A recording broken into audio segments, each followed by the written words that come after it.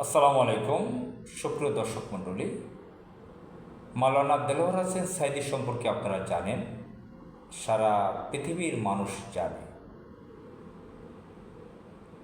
মাওলানা দেলোয়ার হোসেন সাঈদী একটি নাম, একটি মনে হয় একটা ইনস্টিটিউট, যেন সে নিজেই একটা রাষ্ট্র। মাওলানা দেলোয়ার হোসেন সাঈদী বাংলাদেশের সবচেয়ে পপুলার ব্যক্তি, জনপ্রিয় ব্যক্তি ছিলেন। তাকে কোরআনের পাখি বলা হতো। সারা পৃথিবীতে কোটি কোটি বাংলাদেশের বাহিরেও কোটি কোটি মানুষ তাকে ভালোবাসত কোরআনের জন্য, তার মুখ থেকে কোরআনের আয়াত শোনার জন্য, কোরআনের অর্থ শোনার জন্য। তিনি বাংলাদেশের কোটি কোটি মানুষের হৃদয়ে স্থান করে নিয়েছেন।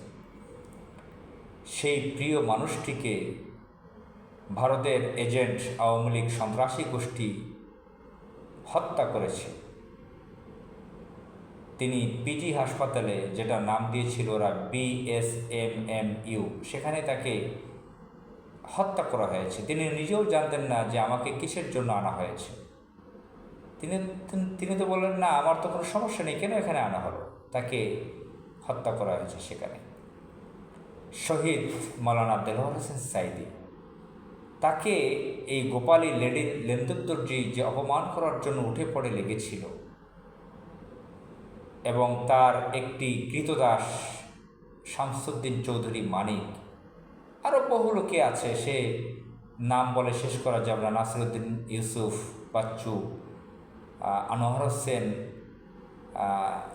কি বলে এটাকে, শাহরিয়ার কবির, বহু লোকে আছে, মুনতাসির মামুন, বহু লোকে মাওলানা দেলোয়ার হোসেন সাঈদীকে অপমান করার জন্য প্রচণ্ড রকমের সাইকোপাত হয়ে গিয়েছিল। উচ্ছৃঙ্খল কুকুরের মতন অবতীর্ণ হয়ে পরিবেশ তৈরি করেছিল। তাদের বডি ল্যাঙ্গুয়েজ, স্বভাব, চরিত্র কুকুরের মতন হয়ে গিয়েছিল, উচ্ছৃঙ্খল কুকুরের মতন।